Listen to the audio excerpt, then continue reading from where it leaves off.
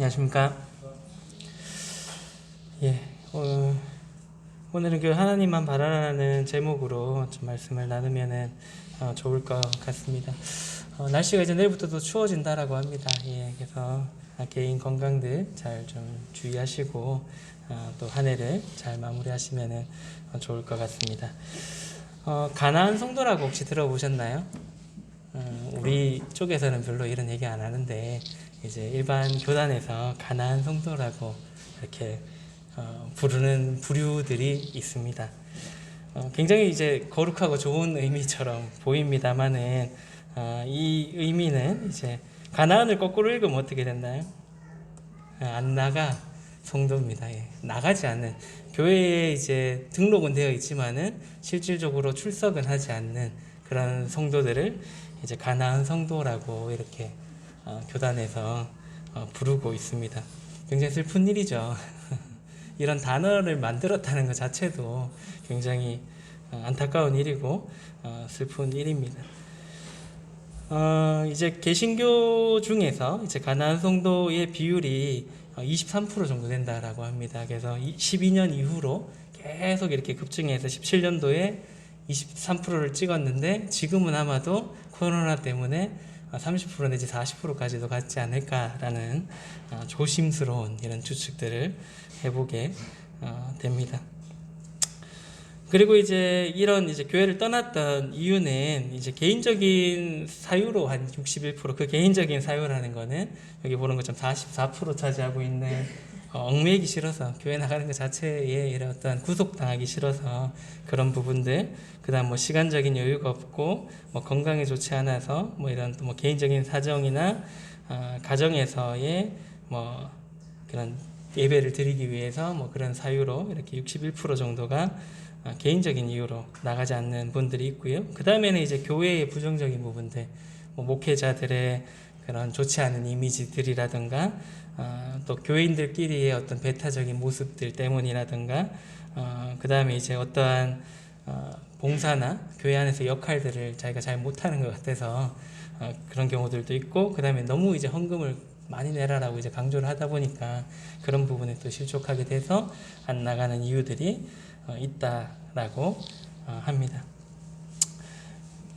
이제 어떻게 보면 이러한 상황들이 17년도에 아까 23%라고 말씀드렸는데 그러한 상황들 속에서 계속 시간이 흘러가면서 코로나가 19년도에 이제 시작이 되면서 어떻게 보면 그분들에게는 굉장히 좋은 핑계거리가 생기게 됐다라고 생각을 합니다. 그래서 교회에 안 가도 뭐 정당하게 얘기할 만한 이유나 핑계거리가 뭐 코로나 때문에 집에서 예배 드려요, 온라인으로 예배 드립니다 하는 분들이 이제 굉장히 더 많아졌을 거라고 생각이 듭니다.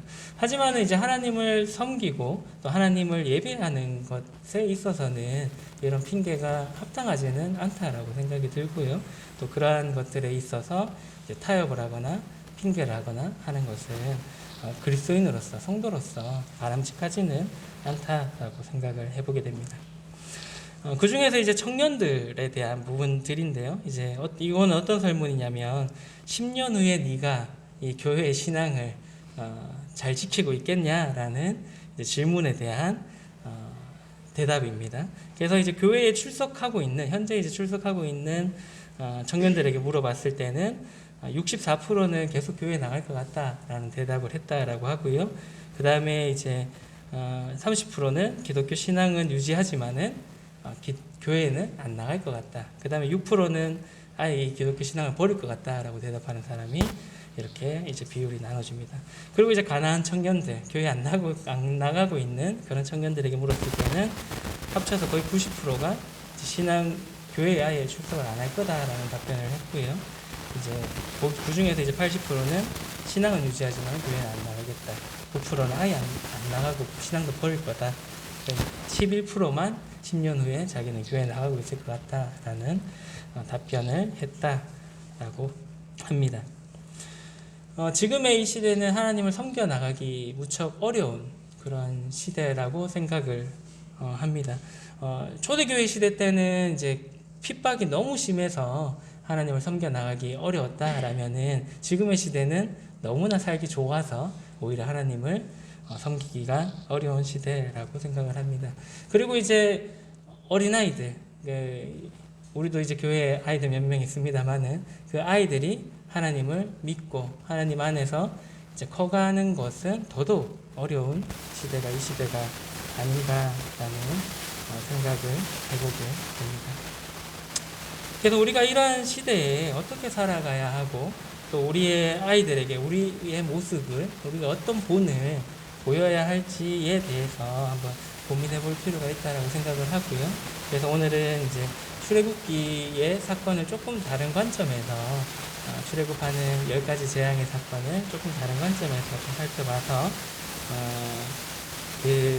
우리가 이러한 시대 때 하나님을 섬겨 나가는데 어떻게 살아가야 될지에 대한 부분들을 한번 생각을 함께 해보면 좋을 것 같습니다. 출애굽기 5장 말씀인데요. 5장 1절에서 4절 말씀 제가 먼저 읽어 드리도록 하겠습니다. 그 후에 모세와 아론이 바로에게 가서 이르되 이스라엘의 하나님 여호와께서 이렇게 말씀하시기를 내 백성을 보내라. 그러면 그들이 광야에서 내 앞에 절기를 지킬 것이니라 하셨나이다. 바로가 이르되 여호와가 누구이기에 내가 그의 목소리를 듣고 이스라엘을 보내겠느냐. 나는 여호와를 알지 못하니 이스라엘을 보내지 아니하리라.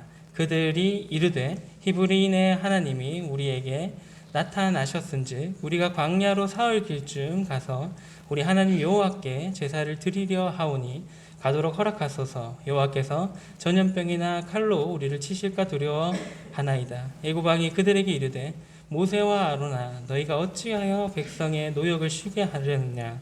가서 너희의 노역이나 하라. 이 장면은 우리가 잘 아는 장면입니다. 이제 모세가 광야에서 사람을 죽이고 이렇게 광야에서 살다가 이제 하나님의 부르심을 받고 모세를 통해서 이스라엘 백성들을 구원하실 계획을 이제 모세에게 말씀을 하셨죠. 그래서 모세는 극구 사양을 합니다. 그죠? 저는 입이 둔하고 그럴 만한 자격이 없는 자입니다. 라고 하나님 앞에 말을 했지만은 아론을 붙여주시고 이제 함께 그 이스라엘 백성들을 구원할 일을 할 수 있도록 어떻게 보면 하나님의 대언자로서 애굽에 가도록 그렇게 명령을 받고 가서 이제 그 바로에게 찾아가서 이렇게 얘기를 처음으로 하는 장면입니다. 모세와 바로가 이제 1절의 말씀처럼 광야에서 절기를 지킬 것이기 때문에 광야로 사흘 길쯤 가서 우리는 예배를 드려야 됩니다. 라고 이제 바로에게 얘기를 하게 되죠. 바로는 어떻게 대답을 했나요? 2절에 보시면은 여호와가 누구이기에 내가 그의 목소리를 듣고 이스라엘을 보내겠느냐라고 이렇게 반응을 했던 것을 볼 수 있습니다. 그리고 쉬지 말고 노역이나 해라 라고 이렇게 얘기를 했죠.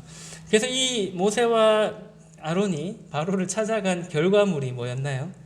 첫 번째 이렇게 찾아가서 우리 백성들을 내보내 주십시오. 하나님께 예배드려야 됩니다. 라고 얘기했더니 바로의 이런 말들과 함께 했던 행동은 너희들이 정말 편해서 이런 마음을 먹나 보다 라고 하면서 노역을 더 힘들게 만들었습니다. 옛날에는 이제 집도 주고 벽돌을 만들 재료들도 주고 만들려고 했는데 그런 거 다 없이 니들이 알아서 구하고 니들이 만들어라. 근데 물량은 똑같이 맞춰야 된다라고 하면서 더 힘들게 이렇게 만들게 되는 결과를 가져오게 됩니다. 그래서 이제 바로의 그런 태도뿐만 아니라 이제 이스라엘 백성들조차도 모세와 아론을 이제 비난하게 되죠. 너희들이 왜 이렇게 그런 얘기를 해가지고 우리가 이렇게 더 고생하게 만드냐라고 하면서 그런 이제 반응들을 이스라엘 백성들도 보여주게 되었습니다.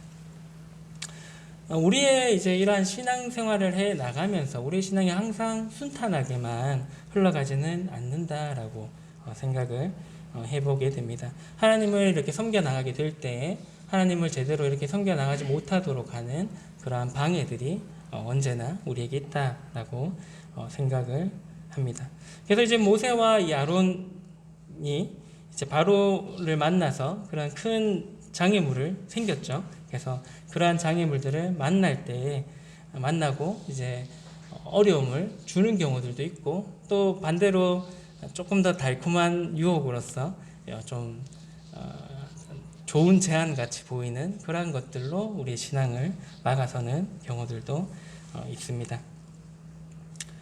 그래서 이제 이러한 장애물을 만났을 때 우리는 거기에 맞섭니다. 그죠? 맞서게 되었을 때 좋은 결과가 바로 나타나는 경우들도 있고요. 지금 보시는 장면처럼 오히려 더 큰 어려움이, 더 큰 어려운 상황들이 우리에게 찾아오게 되는 그러한 경우들도 있습니다. 하지만은 우리가 이 이야기의 결과를 알고 있기 때문에요. 우리는 그럼에도 불구하고 낙심하지 말고 이제 하나님께서 명령하신 대로, 하나님께서 보여주시는 대로 우리가 살아갈 필요가 있다라는 것을 우리가 너무나 잘 알고 있습니다. 우리가 스스로 어떻게 이 상황을 딱 봤을 때 스스로 이거는 해결하기가 좀 어려울 것 같은데 라는 혹시라도 장애물이 있을지라도 그 모든 문제를 해결하실 수 있는 하나님을 의지해서 그 장애물과 맞설 필요가 있다라는 것입니다. 그래서 오늘 출애굽기의 이야기들에서 모세와 아론의 그런 유혹들과 여러 가지 제안들과 그럴싸해 보이는 이야기들에 바로 이 이야기들에 어떻게 맞섰는지에 대해서 한번 살펴보면 좋을 것 같습니다. 그래서 이제 5장 1절에서 4절에서 이렇게 바로에게 단칼에 거절을 당하고 난 뒤에 모세가 어떻게 행동을 했나요? 22절에서 23절의 말씀에 보면 모세가 여호와께 돌아와서 아뢰되 주여 어찌하여 이 백성이 학대를 당하게 하셨나이까? 어찌하여 나를 보내셨나이까? 내가 바로에게 들어가서 주의 이름으로 말한 후로부터 그가 이 백성을 더 학대하며 주께서도 주의 백성을 구원하지 아니하시나이다 라고 이제 하나님 앞에 가서 오늘의 결과에 대해서 약간은 뭐 잘은 모르겠습니다만 뉘앙스를 봤을 때는 약간은 뭔가 좀 불만에 섞인 그런 모습으로 하나님께 나아가는 모세의 모습을 볼 수가 있습니다. 아무튼 뭐 이런 뉘앙스겠죠. 그거 봐요. 제가 그 광야에서 얘기 드렸잖아요. 저는 말도 잘 못하고 그럴 만한 자격이 없는 자라니까요. 근데 왜 저를 보내셔고 백성들을 더 힘들게 하십니까? 라는 그런 약간의 뉘앙스라고 이렇게 보여집니다. 하지만 이제 모세가 잘했던 것은 결국에는 이 모든 문제의 키를 가지고 있었던 하나님께 나아가서 이러한 불평을 하더라도 하나님 앞에서 하고 또 이제 하나님께 이러한 이스라엘 백성들을 구원해 주시기를 다시금 요구를 했던 것을 볼 수가 있습니다. 그래서 이제 하나님께서는 이 모세의 원망 섞인 이 한탄에 이렇게 대답을 하십니다. 6장 1절에 보면 여호와께서 모세에게 이르시되 이제 내가 바로에게 하는 일을 내가 보리라. 강한 손으로 말미암아 바로가 그들을 보내리라. 강한 손으로 말미암아 바로가 그들을 그의 땅에서 쫓아내리라. 그래서 이제 오늘 비록 이랬지만은 내가 나의 능력으로 강한 힘으로 바로에게 여러 가지 일들을 보여주게 될 거고 그리고 바로는 이스라엘 백성들을 쫓아내듯이 내보낼 거다라는 그러한 말씀들을 하시게 됩니다. 실제로 이제 이러한 일들이 일어나게 되죠. 그리고 우리가 이 결론을 잘 알고 있는 것처럼 마지막에는 이스라엘 백성들을 애굽 사람들이 또 바로가 쫓아보내듯이 그냥 빨리 나가라. 너희랑 같이 있으면 우리가 더 큰 화가 있을 것 같아서 빨리 쫓아보내게 됩니다. 그러면서 이제 하나님께서는 모세에게 바로에게 다시금 이제 모세한테 나아갈 것을 말씀을 하시면서 이제 10가지의 재앙을 하나씩 애굽에 내리시게 되는 것을 볼 수가 있습니다. 그래서 요즘 우리도 이제 모세의 모습은 본받을 필요가 있다라고 생각합니다. 어려움을 당했을 때, 또 우리가 납득하기 어려운 상황에 처했을 때, 결국에 그 문제 우리 스스로 해결할 수 있는 문제들은 그리 많지 않다라고 생각을 합니다. 그래서 그 모든 문제에 해답이 되시는 또 모든 문제를 해결하실 수 있는 그분께 나아가서 매달리는 것이 가장 좋은 방법이다라고 생각을 합니다. 그럴 때 하나님께서 가장 좋은 때에 하나님의 때에 가장 좋은 방법으로 그 문제들을 하나씩 해결해 나가시는 것을 우리가 볼 수 있게 되는 것입니다. 그래서 이제 첫 번째 재앙이 뭐였나요? 주일학교 때 많이 배우셨던 첫 번째 재앙은 물이 피가 되는 그러한 재앙들을 내리셨고요. 두 번째는 이제 개구리가 이렇게 올라오게 돼서 생활에 굉장히 큰 지장을 주는 그러한 재앙들이 있게 되고요. 세 번째는 이제 티끌이 이가 되어서 또 사람들과 가축들을 괴롭히는 일들이 있게 되고, 네 번째는 파리가 가득하게 돼가지고 또 생활에 지장을 주는 그러한 일들이 있게 됩니다. 그런 이제 어려움들을 겪게 되니까 바로가 이제 모세와 아론을 불러서 첫 번째 제안을 하게 됩니다. 그게 8장 25절에 나오는데요. 8장 25절의 말씀에 보시면 바로가 모세와 아론을 불러 이르되 너희는 가서 이 땅에서 너희 하나님께 제사를 드리라라고 이제 얘기를 했습니다. 그러니까 애굽 땅에서 그냥 하나님을 섬겨라. 굳이 너희들이 저 멀리 3일 길을 가가지고 광야에서 하나님께 예배드리고 하나님을 섬기는 것이 아니라 그냥 그것 그대로 니들 살고 있는 고센 땅에서 하나님께 제사를 드리고 하나님을 섬겨라 라고 제안을 하게 됩니다. 그냥 언뜻 생각하면은 나쁘지 않은데 라는 생각이 듭니다. 일단은 하나님께 예배드리는 걸 허용해 줬잖아요. 하나님을 섬기는 것을 허용해 준 일이기 때문에 나쁘지도 않겠다 라는 생각을 할 수가 있다라고 보여집니다. 하지만 이제 모세는 이런 제안에 이렇게 대답을 하게 됩니다. 8장 26절에서 27절의 말씀에 보시면 모세가 이르되 그리함은 부당하니이다. 우리가 우리 하나님 여호와께 제사를 드리는 것은 애굽 사람이 싫어하는 바인즉 우리가 만일 애굽 사람의 목전에서 제사를 드리면 그들이 그것을 미워하여 우리를 돌로 치지 아니하리이까. 우리가 사흘길쯤 광야로 들어가서 우리 하나님 여호와께 제사를 드리되 우리에게 명령하시는 대로 하려 하나이다 라고 이제 모세가 바로에게 대답을 하게 됩니다. 그래서 안 된다라고 이제 모세가 얘기를 했죠. 그래서 이제 애굽을 떠나서 사흘길쯤 광야로 가서 하나님께 예배를 드리겠다라고 이제 모세가 대답을 하게 됩니다. 이렇게 이제 대답하는 모세에게 바로는 너무 멀리 가지 말고 그렇게 해라라고 하면서 파리떼가 좀 떠나갈 수 있도록 해도라고 이제 부탁을 하게 되고요. 파리떼를 이렇게 떠나게 해 주었을 때 바로는 이러한 모든 제안들을 이제 다시금 약속을 지키지 않게 되는 장면을 볼 수가 있습니다. 우리의 이제 신앙생활 가운데서도 이러한 제안들이 있을 수가 있다라고 생각을 하고요. 하나님을 믿기 전에 우리가 하기 좋아했던 것들을 유지를 하면서 그 가운데서 하나님을 섬겨 나가라라는 제안이 우리에게 있을 수가 있다라고 생각을 해보게 됩니다. 그래서 결국 이제 세상 것들을 즐기면서 하나님도 섬겨라 라고 하는 것과 같다라고 생각해 보게 됩니다. 아마도 이제 모세가 이러한 제안을 수락을 했다면은 그 당장은 제사를 드릴 수도 있고 예배를 드릴 수도 있고 하나님을 섬겨 나갈 수 있었겠지만 장기적으로 봤을 때 아마도 이스라엘 백성들은 광야에서도 물론 하나님을 버렸습니다만은 더 빨리 하나님을 잊어버리고 하나님을 버렸을 거다라고 생각을 합니다. 그래서 아예 이스라엘이라는 민족 자체가 그냥 애굽에 이렇게 융화되어서 사라져 버렸을 수도 있다라고 생각을 해보게 됩니다. 그래서 하나님과 멀어지고 하나님과 상관없는 그러한 삶을 사는 이스라엘 백성들이 되지 않았겠나라는 생각을 해보게 됩니다. 마태복음에 보시면 이런 말씀이 있죠. 한 사람이 두 주인을 섬기지 못할 것이니 혹 이를 미워하고 저를 사랑하거나 혹 이를 중히 여기고 저를 경히 여김이라. 너희가 하나님과 재물을 겸하여 섬기지 못하느니라 라고 이제 말씀을 하고 있습니다. 마태복음에서 예수님께서는 한 사람이 두 주인을 섬길 수 없다라고 이제 말씀을 하고 있고요.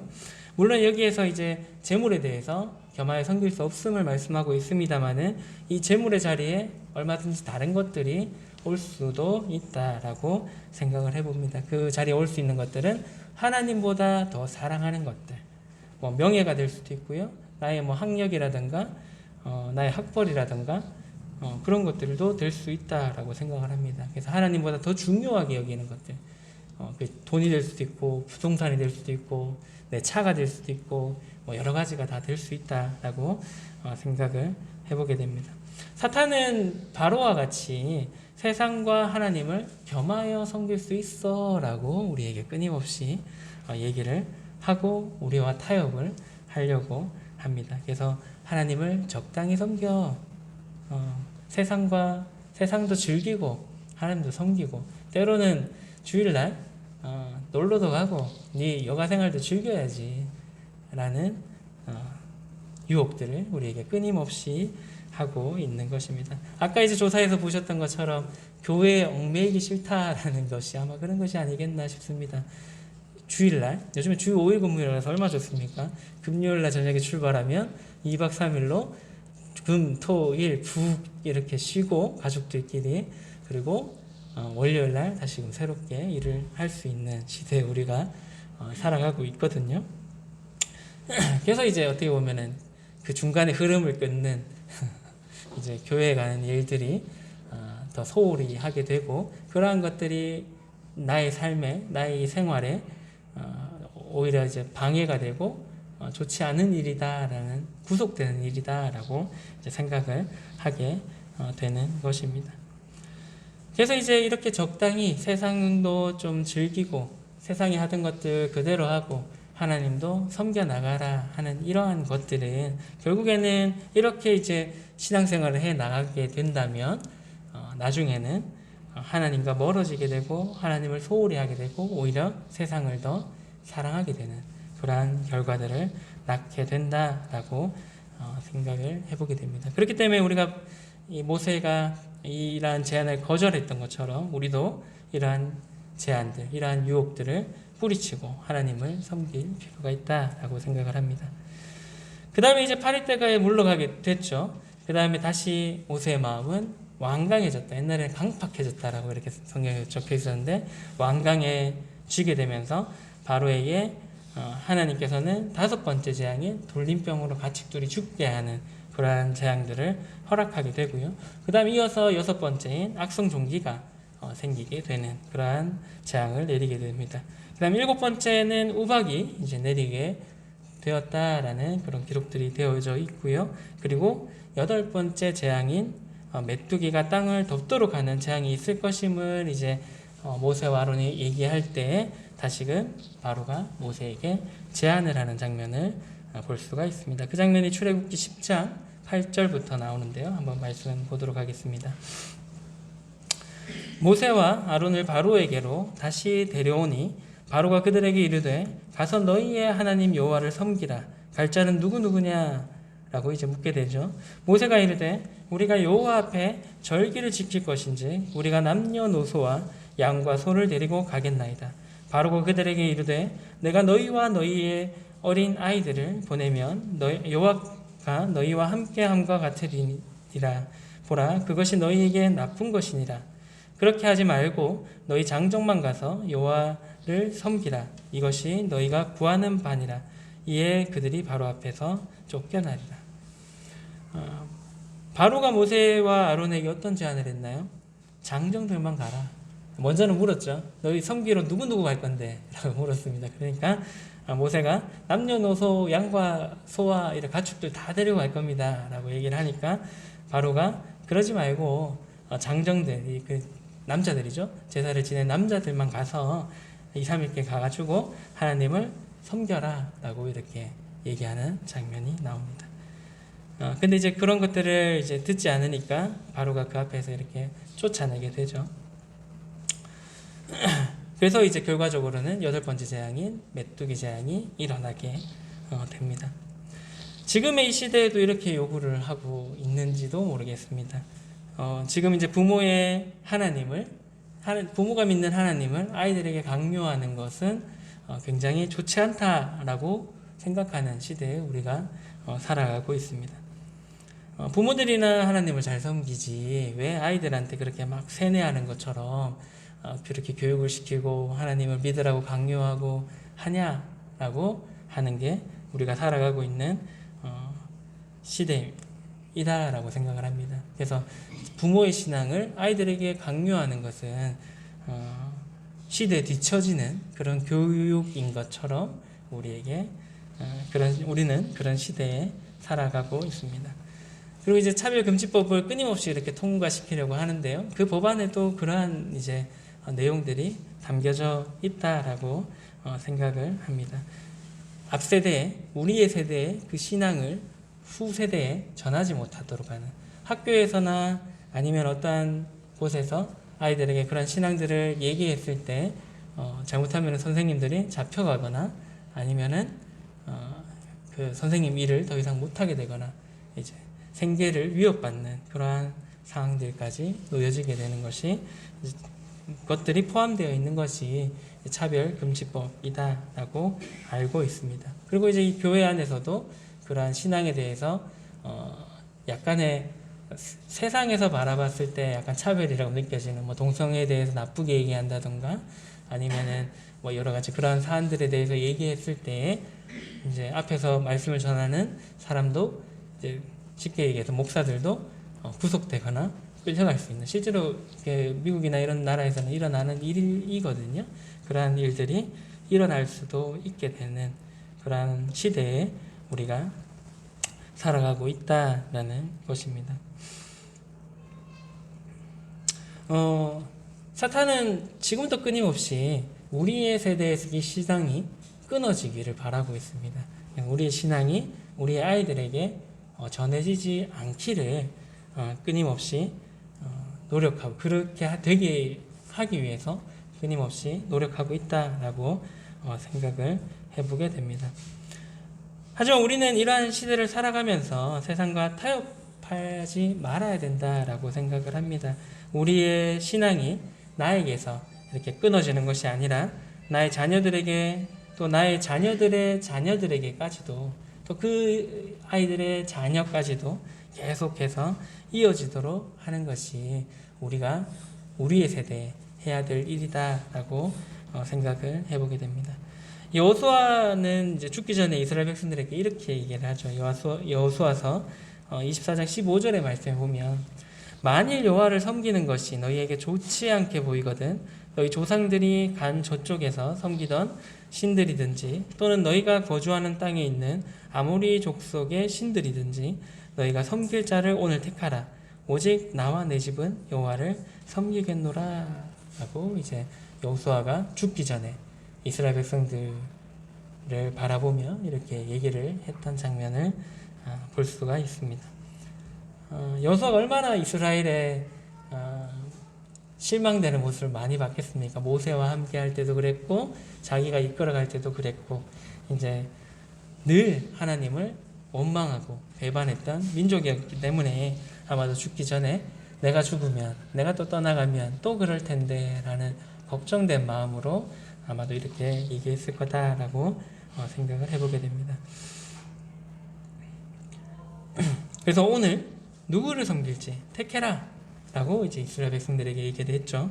하지만 이제 중요한 것은 너희들이 어떠한 선택을 하든 너희가 선택을 하지만 나는 또 나의 집은 여호와를 섬기겠다라고 이제 말하는 여호수아의 모습을 살펴볼 수가 있습니다. 그래서 이제 결과적으로는 이스라엘 백성들도 우리도 여호와만 섬기겠습니다라고 했습니다만은 바로 다음에 사사기로 가면서 사사기 시대 때는 계속 여호와를 배반하고 또 구해주면 또 하나님을 섬기고 또 평화로운 세대가 오면 또 죄를 짓고 구해주고 또 죄를 짓고 구해주고 하는 일들이 반복되는 삶을 이스라엘 백성들이 살게 되는 것을 우리가 너무나 잘 알고 있습니다. 어쨌든 간에 이 시점에 여호수아는 하나님만을 섬기기를 강하게 이렇게 얘기를 했던 것입니다. 우리도 이런 신앙이 전수되기 어려운, 우리 아이들에게 이 신앙을 전해주기 어려운 이런 시대에 여호수아 같은 이런 고백을 할 필요가 있다라고 생각을 합니다. 비록 다른 사람이 어떻게 살든 또 어떻게 행동하든 상관없이 나와 내 집은 여호와 하나님만을 섬길 수 있도록 하는 것이 우리에게 맡겨진 사명이다라고 생각을 해보게 됩니다. 이러한 이제 여호수아의 고백이 자신의 소견이 옳은 대로 살아가는 사사의 시대가 아니라요. 지금 이 시대에 우리에게 필요한 그런 신앙관이 아닌가 있다라는 생각을 해보게 되고요. 그래서 나의 신앙을 잘 지키는 것이 우선적으로 굉장히 중요하죠. 잘 지킬 뿐만 아니라 나의 가족들, 그리고 나의 자녀들, 그리고 나의 이런 자녀들의 자녀들까지도 하나님의 사랑과 그런 복음이 전해질 수 있도록, 우리의 신앙이 전해질 수 있도록 우리가 노력할 필요가 있다라고 생각을 합니다. 네. 그런 후에 이제 8번째 재앙이 메뚜기 재앙이 있게 되고요. 이제 먹을 것이 우박으로 다 상했는데 이제 메뚜기 떼들이 와가지고 다 먹으면서 더 곤란한 이제 상황이 이제 바로가 되었습니다. 그래서 이제 바로가 다시금 이제 사정을 해서 메뚜기가 이제 물러가게 되었지만은 여전히 바로가 이스라엘 백성들을 보내주지 않아서 이제 9번째 재앙이었던 흑암이 가득하게 되는 그러한 재앙들이 이제 내려지게 됩니다. 그래서 이제 바로가 모세를 다시금 불러가지고요. 3번째 이제 타협안을 제시를 합니다. 출애굽기 10장 24절의 말씀에 보시면 바로가 모세를 불러서 이르되 너희는 가서 여호와를 섬기되 너희의 양과 소는 머물러 두고 너희 어린 것들은 너희와 함께 갈지니라 라고 이제 얘기를 합니다. 어떤 제안을 했나요? 여호와를 섬기러 가라. 네가 말한 대로 네 아이들도 데려가고 너도 가고 다 가라. 근데 단지 양과 소 등 이제 하나님께 예배를 드릴 그런 도구들은 놔두고 가라라고 이렇게 제안을 하게 됩니다. 우리 같으면 이제 앞에서 너무 곤란한 일들을 많이 겪었기 때문에 그럽시다 하고 갈지도 모르겠습니다만은 이제 모세는 이렇게 대답을 합니다. 10장 25절에서 26절의 말씀을 보시면 모세가 이르되 왕이라도 우리 하나님 여호와께 드릴 제사와 번제물을 우리에게 주어야 하겠고 우리의 가축도 우리와 함께 가고 한 마리도 남길 수 없으니 이는 우리가 그 중에서 가져다가 우리 하나님 여호와를 섬길 것임이며 또 우리가 거기에 이르기까지는 어떤 것으로 여호와를 섬길는지 알지 못함이니이다 하나라고 이제 대답을 합니다. 모세의 대답은 하나님을 어떻게 섬겨야 될지 우리가 아직 명확하게 알지 못하기 때문에 하나님께 예배드릴 모든 가축들을 우리가 가지고 가야 된다라고 이제 말을 했던 것입니다. 그래서 이제 바로가 제안했던 마지막 타협은 하나님께 예배드릴 그런 도구들을 가지고 가지 못하게 하는 것들입니다. 그래서 하나님께 예배드리기 위해서 사용해야 할 그런 도구들을 이제 사용하지 못하도록 하는 것이 이제 바로의 마지막 제안이었던 거죠. 지금의 이 시대에도 많은 성도들이 하나님께 그런 진정한 예배를 드리지 못하는 그냥 몸만 왔다 가는 경우들이 많은 그런 시대에 우리가 살아가고 있습니다. 하나님께 드려야 할 것들이 어떤 것들이 있을까요? 우리의 시간이 될 수도 있고요.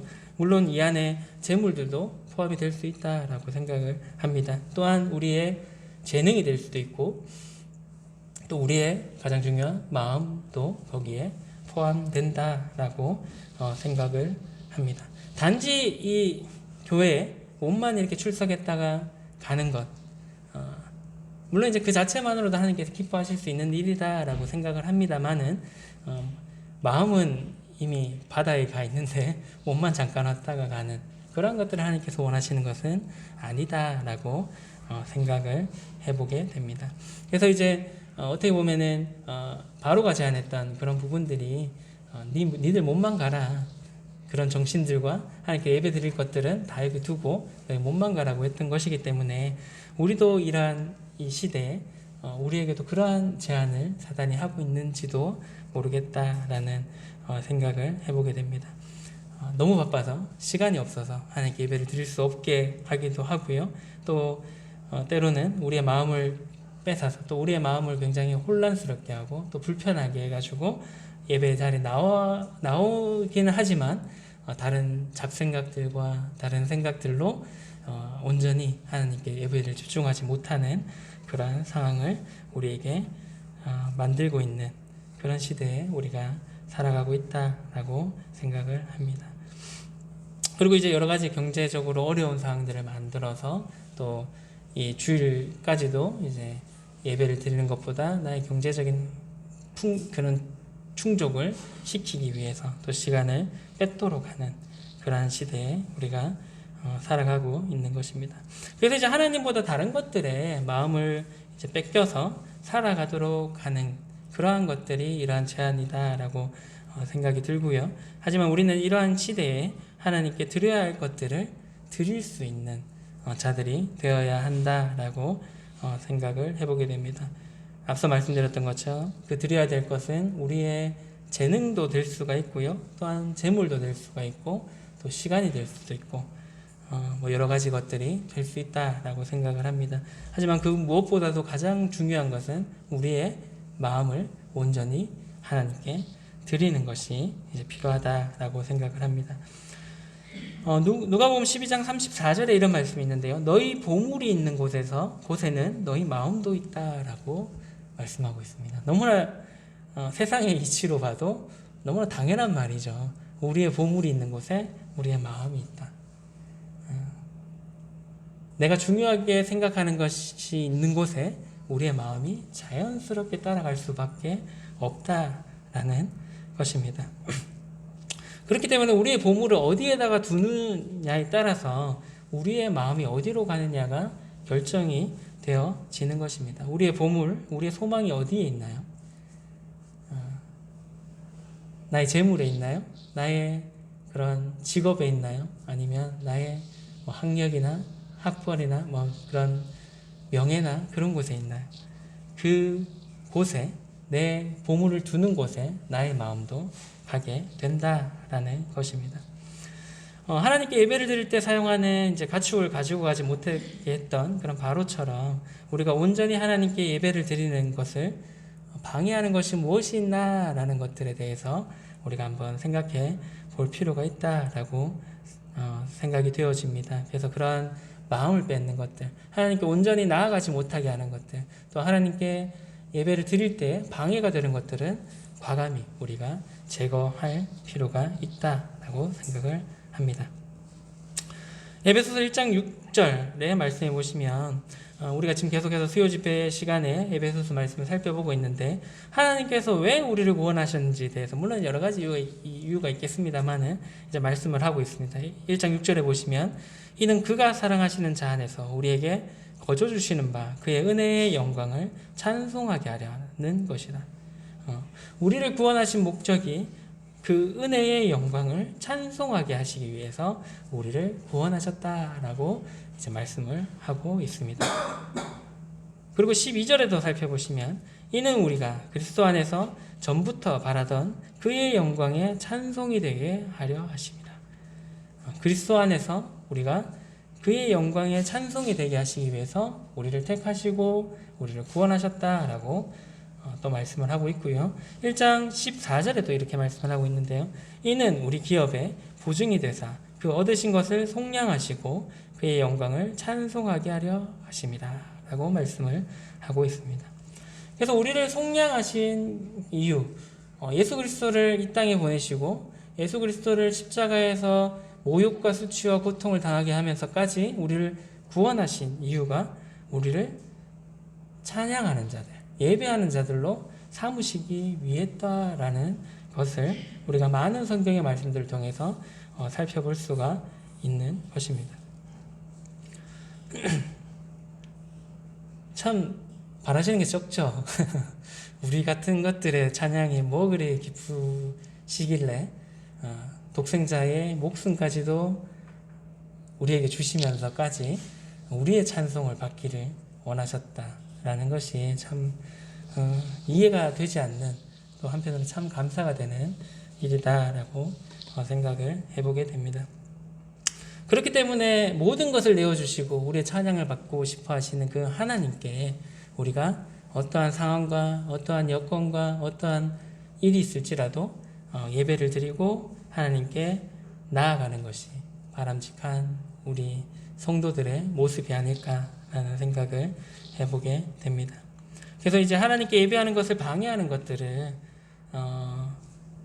하나님께 예배하는 것들을 하지 못하도록 하는 그러한 모든 것들을 우리가 과감히 버리고 하나님께 나아갈 필요가 있다라고 생각이 되어집니다. 12월 10일에 코로나 국내 상황입니다. 예. 현재까지 51만 명의 대한민국의 확진자가 발생이 되었고요. 12월 10일은 6,977명, 그 전날은 7일, 8일, 9일은 7천 명이 넘었던 상황에 우리가 지금 살아가고 있습니다. 대구는 이런데요. 11일 00시 기준이니까 10일까지의 10일입니다. 12월 10일에 확진자 수인데요. 신규 확진자가 143명이고요. 지역 발생이 이제 141명, 해외에서 유입된 게 2명, 완치가 68명이고 현재까지 치료 중인 분들이 이제 1266명, 사망하신 분이 한 분 계시다라고 이제 통계가 나와 있습니다. 언제 끝날지는 잘 모르겠습니다만은 지금은 여전히 코로나의 시대에 우리가 살아가고 있습니다. 회사나 이제 여러 단체에서는 교회를 안 나가는 것을 더 기뻐합니다. 또 바라고 있고요. 교회 안 가는 것을 더 칭찬하는 시대에 우리가 살아가고 있습니다. 한창 코로나가 대구에 심했을 때 저한테 이제 팀장님들이 물어보는 게 너 어제도 교회 갔니?라고 물어보더라고요. 그거를 갔다라고 하면 더 좋게 안 보는 게 지금 세상의 눈이다라고 생각을 합니다. 그리고 이제 교회에서 최근에도 이제 오미크론 바이러스가 교회를 통해서 시작되었기 때문에 뭐 진짜인지 아닌지 잘 모르겠습니다만은 어쨌든 또 그러한 일들이 생겼을 때 교회를 끊임없이 또 비판하는 게 지금의 사회적인 분위기다라고 생각을 해보게 됩니다. 앞으로 이보다 더한 일들도 있을 거다라고 생각을 해보게 됩니다. 아닐 수도 있겠지만 교회에 가지 못하게 하는 그러한 시대적인 흐름과 분위기가 생길 수도 있다라고 생각이 되어집니다. 그리고 이제 심하게는 법적으로 교회 가면 뭐 벌금을 내거나 아니면 뭐 잡혀가거나 하는 시대도 될 수도 있겠다라는 생각들이 요즘 돌아가는 상황들을 보니까 그렇게 생각이 되어지는 것 같습니다. 이런 시대에 우리가 어떻게 살아야 될지에 대한 부분들을 우리가 한번 고민해 볼 필요가 있다라고 생각되어지고요. 모세에게 했던 그런 바로의 제안들을 우리가 어떻게 받아들여야 될까?